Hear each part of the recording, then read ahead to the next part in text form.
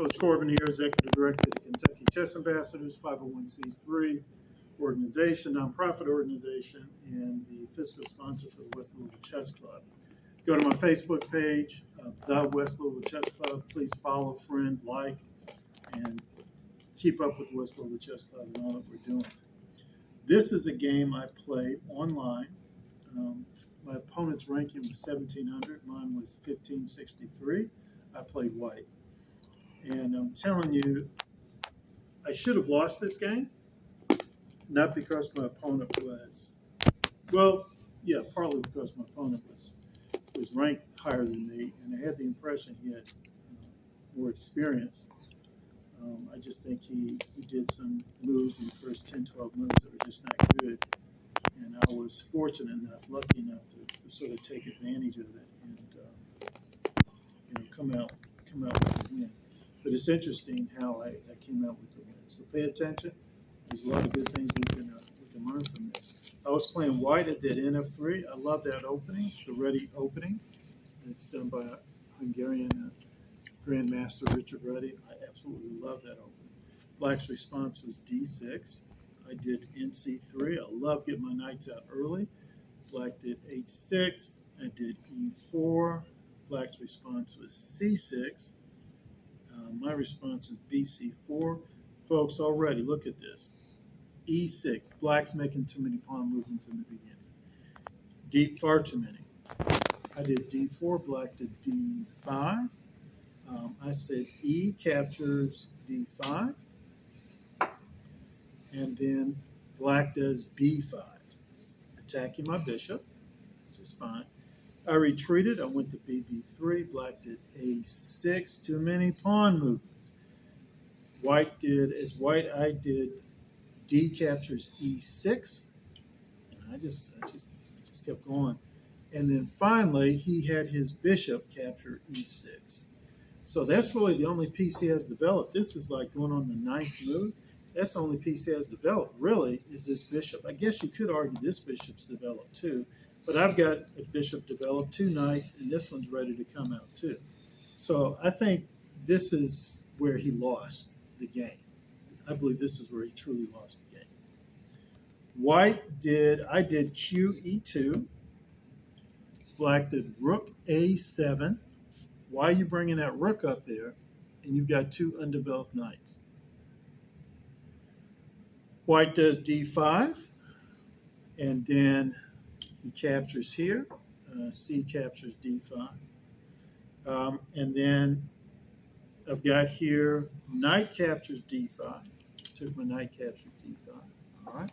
Look, if this black bishop here on E6 captures my knight on D5, he can't do it.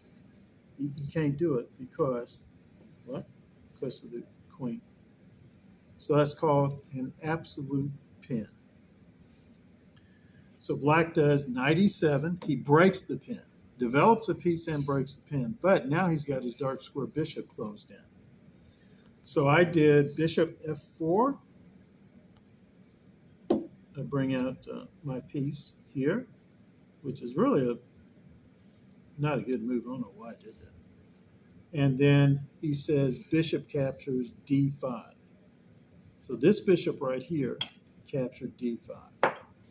Now he's up material. He's up. So then I decide to castle queenside, setting up a relative pin. He can move this piece, but does he want to? If he does move this piece, I'm going to come down here and take his queen. So you've already seen an absolute pin and a relative pin, 2 tactics. All right. And then Black's response is F6. My response is bishop captures D5. So my bishop right here captured D5. All right. And then the queen gets out of this. His black queen gets out of this relative pin and goes to C8. Now, are you seeing a problem here? The black queen, he wanted to get out of the relative pin, so he goes to C8. Here's my response. Bishop E6. Here. Now, wait a minute. We got a problem here because now I got two dark square bishops. Now, this bishop should have been right there. So, you know, let me back up and make sure I've done this correctly. We can keep filming. So this is white. White eventually should have done, yeah, BF4. So I had this wrong. So I went here to attack the queen. So you might be asking, well, why can't the queen take? Well, the black queen can take, but it's backed up by the white queen. All right. So that was F6. White's response, bishop captures D5. And then black queen goes to QC8. White goes to bishop E6. Black's response is knight D7. Breaks that pin, or breaks that attack. Breaks that attack. Okay. We turn this page here, folks. White's response, rook D6. Black G5, attacking here. And then white does bishop E3. Comes here, attacking the rook here, black rook there. The rook goes to C7. Black rook goes to C7. Seems like he's trying to do some type of, oh, come on down here, check. Queen backing him up. Let's see how that goes. See how that works out for him. White, the rook on H1 moves to D1. Black queen, QB7.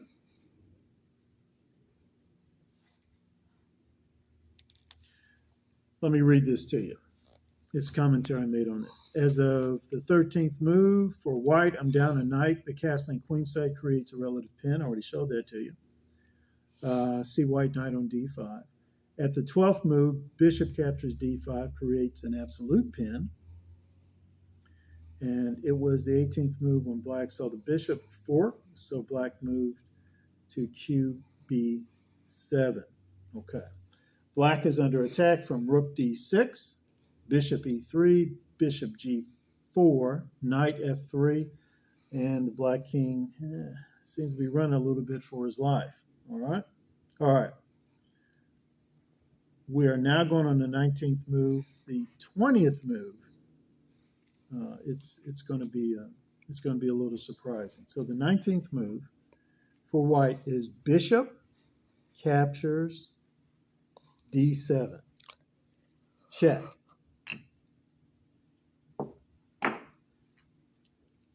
Look at this battery. Boom, boom. King goes to F7. He's lost. Well, I was about to say he's lost castling, right? But I guess at this point it doesn't matter. Black should have castled a long time ago. Then white's response is bishop E6. Check again. King goes to G7. He's running all over. Black king goes to G7. He's running all over the place. White does H4. Black does G4. Let me carefully watch this. Then black's move, bishop captures G4.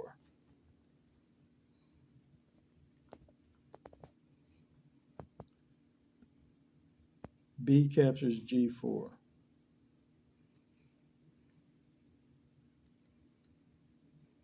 Right here. He goes right there. That's free money. It's another tactic. Free money. Then black does H5. White does bishop E6. It just goes back. Took some free money, then runs back. Black rook goes to H7. White knight does knight H2. Goes right there. Black king goes into the corner, KHA. White rook does rook, D8. What does that do? Creates an absolute pin. This bishop cannot move because it put the black king in check. Pause. We good now? Yeah. All right, folks, let's continue. First of all, look at the situation. White is controlling all sorts of territory. White has 1, 2, 3, 4, 5. I'd say 5 pieces attacking the black king. Black king's in the corner. Limited mobility. He can't go there because of the bishop. He can go there, but that's only safe square he can go to. His queen, the black queen's not helping at all. This is not helping at all. So here's what black does.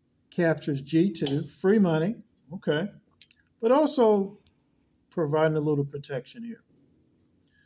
So then at this point, what would you do if you were playing white? Well, free money, check.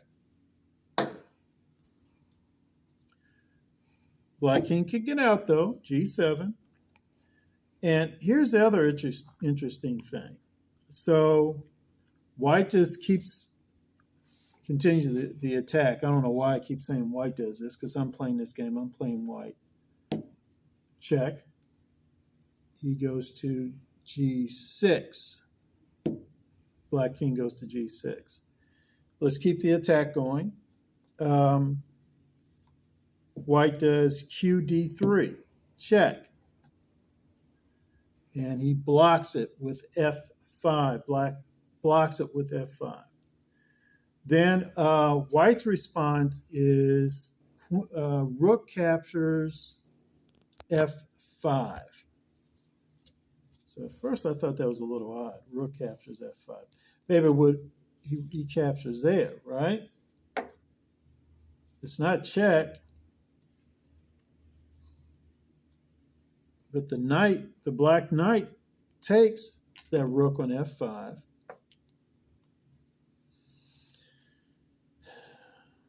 But who cares? White just sacrificed the rook. He just wanted to clear the situation out, make it easier for him to checkmate. Because now, white queen captures F5, check. Can't block it, can't take it because it's protected by the bishop. So he's forced to run. KG7. So again, I sacrificed my rook just to sort of clear the area out so I could more easily checkmate. He goes, white checks again, QE5. QE5, check. QE5, check. Not only is it a check, but it's a double attack. He's attacking the king and the rook. Double attack. Another tactic. Know your tactics. The black king goes to F8. I could have taken the rook, but then I realized, oh, wait a minute. When he moved back, now the rooks are connected. They're protecting one another. So I said, let me stay focused on the objective. So I took this rook D8, went down the rook D8 check. King goes to E7. Okay. Now, look at this situation very carefully. White does a move. It's not a checkmate move, but it's a devastating move. It really hurts black. And it hurt black to the point where black resigned. So what do you think it is? And think of your 7 deadly tactics, guys. In fact, let me take this opportunity to read the 7 deadly tactics. Relative pin, absolute pin, double attack, double check, knight fork, free money, all right? And discovered check or discovered attack. There are more than 7 deadly tactics. But I teach the 7 deadly tactics. Those are the ones I think are most popular. So if you're playing white, what would you do? I'll give you a few seconds to think that through. All right. Reflect back again on what I just said about the 7 deadly tactics. All right. Here's what happened. Here's what I did. bishop, the white bishop on e6 went to h3. It's a what? A discovered check. It's not the piece I moved, but it's the piece behind it that puts you in check. Discovered check. Now, how is black going to save his queen? Can't. Can't save his queen. And so that's when black resigned. Because let's say, check. He can easily get out of the check. In fact, he just take that rook. And then I'll do what? Next move? Take his queen. So black resigned. He resigned. And I think that was the right thing to do. With a little patience, I would have had him. I had queen, 2 bishops on him, a knight. I had pawn majority. Is the right thing. But what's important here is, again, knowing your 7 deadly tactics. I saw that discovered check. Moved it here, attacking the queen, knowing it would be impossible for him to be able to protect his queen. And that was it. And black saw that, and it was over. All right.